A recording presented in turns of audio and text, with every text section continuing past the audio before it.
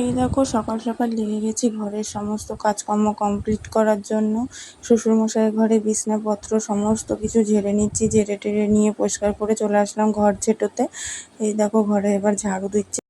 Hello বন্ধুরা, good morning, welcome back to my channel happy টিপি family. Happy টিপি family IT ব্লগে জানাচ্ছি তোমাদের নতুন করে আর একবার ওয়েলকাম। তোমরা সবাই কেমন আছো? আশা করছি সবাই খুব ভালো আছো। আর আমি পাপিয়া চলে আসলাম তোমাদের সামনে নতুন একটা মিষ্টি ব্লগের সামনে। আর আমার ফ্যামিলির সবাই খুব ভালো আছে, কিন্তু আমি ভালো নেই জানো তো বন্ধুরা। আমার প্রচুর শরীর খারাপ, কালকে প্রচুর প্রচুর পরিমাণে জ্বর এসেছিলো, প্রায় মানে কি বলবো, মাথা তোলার মতন আমার ক্ষমতা ছিল না, এত পরিমাণে জ্বর এসেছিলো।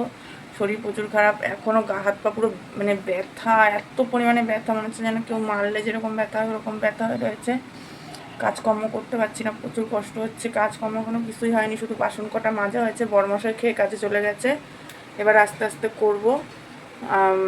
শুধু তাড়াতাড়ি করে বড়মশাই যেহেতু যাবে, তাই তাড়াতাড়ি করে একটুখানি দুয়ারটা ঝেঁটিয়ে জল দিলাম, আর হচ্ছে গিয়ে ওই বাসন কটা মেজেছি। এছাড়া এখনও কিচ্ছু কাজ হয়নি। মেয়ে ঘুমাচ্ছে, এই যে মেয়ে ঘুম থেকে উঠুক, মেয়েকে খাওয়াবো, আমি এদিকে ততক্ষণে আস্তে আস্তে কাজ করতে থাকি।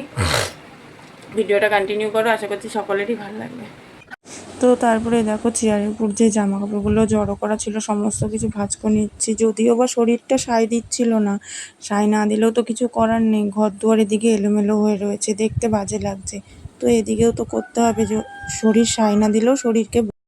ফাইনালি কাজ কটা কমপ্লিট করে ঘরে ঢুকলাম বন্ধুরা। এই জাস্ট কেবল ঘরে ঢুকে মেয়ের দুধটা গরম, এই যে মেয়ের দুধটা গরম করে বাটি করে ঠান্ডা করতে দিয়েছি জলে ভিজিয়ে। আর মেয়েকে বলছি রাত্রি খেয়ে নে। মানে সকালবেলা যখন ঘুম থেকে উঠেছি শরীরটা তো প্রচণ্ড খারাপ, মানে এত গা হাত পা ব্যথা সে বলারও বাইরে। তো আমি তাই ভাবছি যে এতটা শরীর খারাপ নিয়ে আমি কাজগুলো কখন করবো, আমি সেটাই চিন্তা করছিলাম জানো না। তো যাই হোক, দুগ্গা দুগ্গা করে কাজ কটা হলো কমপ্লিট। এবারে চলো রান্নাটার পালা, দেখা যাক কী রান্না হয়। ঠিক আছে, মাছ ধরতে গেছে পুকুরে মেজদা ভাই। তো মেজদা মাছ যদি ধরতে পারে, জালে যদি মাছ বাঁধে তো মাছ রান্না হবে, আর নয় দেখা যাক কী হয়। আর এই যে এই দেখো, এইদিকে দেখো বন্ধুরা, আমাদের উঠোনে কীরকম কাদা দেখেছো, মানে হাঁটার কোনো পজিশনই নেই যে কোথা থেকে হাঁটবো। আর এই যে দেখো এদিকে যে বট পাতা, এদিকে বট পাতা এই যে বাবা ছাগলের জন্য ভেঙে দিয়েছে। এই যে আমি ছাগলকে খেতে দিলাম, আর কোথা দিয়ে দিয়েছে দেখবা, ওই দেখো আমাদের বাথরুমে সেই উপরে ছাদে এরকম বট গাছ গজিয়ে গেছে ওখান থেকে। তারপরে মেজদা ভাই দিয়েছে, এ দেখো পুকুর থেকে মাছ ধরে কেটে দিয়েছে, যেহেতু আমি মাছ কাটতে পারি না খুব একটা ভালো, তার জন্য। তো তারপরে এই দেখো আমি আলু দিয়ে পটল দিয়ে ঝোল করব, আর হচ্ছে গিয়ে এদিকে ভেন্ডি ভাজবো। আর এদিকে আমার মাছ ভাজাও মোটামুটি কমপ্লিট হয়ে গেছে।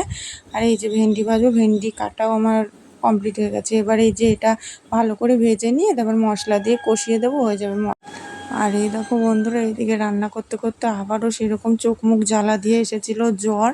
তো তার জন্য আবারও একটা জ্বরের ওষুধ খেয়ে নিচ্ছি। তো তারপরে রান্নাবাড়ি কমপ্লিট করে ধোয়া মাজা করে স্নান ধান করে চলে এসেছি এই দেখো পুজো দিতে। আর এখানটা এত পিছল, আমি যে মানে দাঁড়াবো ঠিকভাবে সেই দাঁড়ানোর পজিশনটাও নেই। তো তারপর ঠাকুরতলায় পুজো দেওয়া হয়ে গেছে, এই যে ঘরেরও পুজো দেওয়া হয়ে গেছে। তো তারপরে মেয়েকে এই যে পড়াতে বসেছি, মেয়েকে পড়াচ্ছি আর কি। মেয়েরও তো এদিকে পড়াটা আর নয়। সেই যে দুপুরবেলা দেখা হয়েছিল বন্ধুরা, তার মাঝখানে আর একবারও আসতে পারিনি। দুপুরবেলা ভাত টাত খাওয়ার সময় আসতে পারিনি, দুপুরবেলা ভাতই খেতে পারিনি। তো তোমাদের সামনে কী করে আসবো বলো।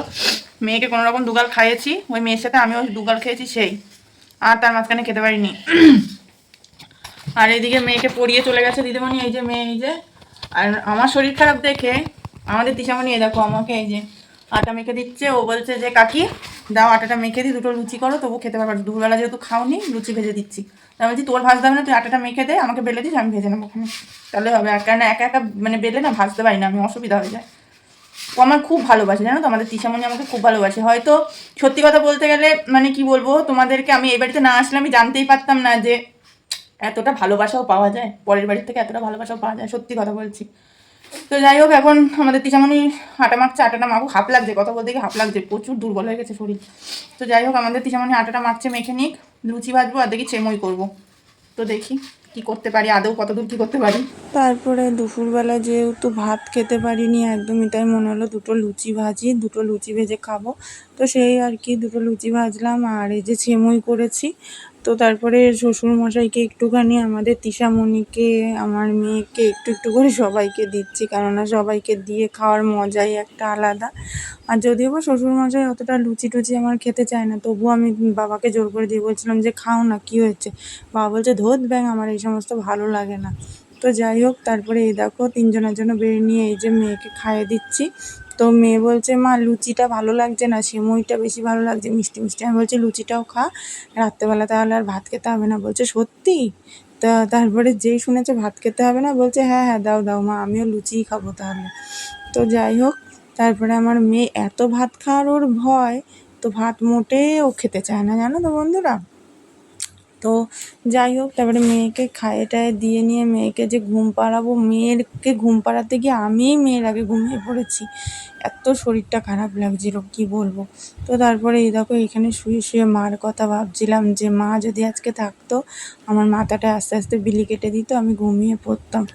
তো খুব মার কথা মনে পড়ছিল, যদিও বা এখন মার কাছে চাইলেও আর মার কোলে মাথা দিয়ে ঘুমাতে চাইলেও আর মা মা করে ডাকতে পারবো না। তো যাই হোক, আজকে ভিডিওটা এখানেই শেষ করলাম। সবাই ভালো থেকো, সুস্থ থেকো।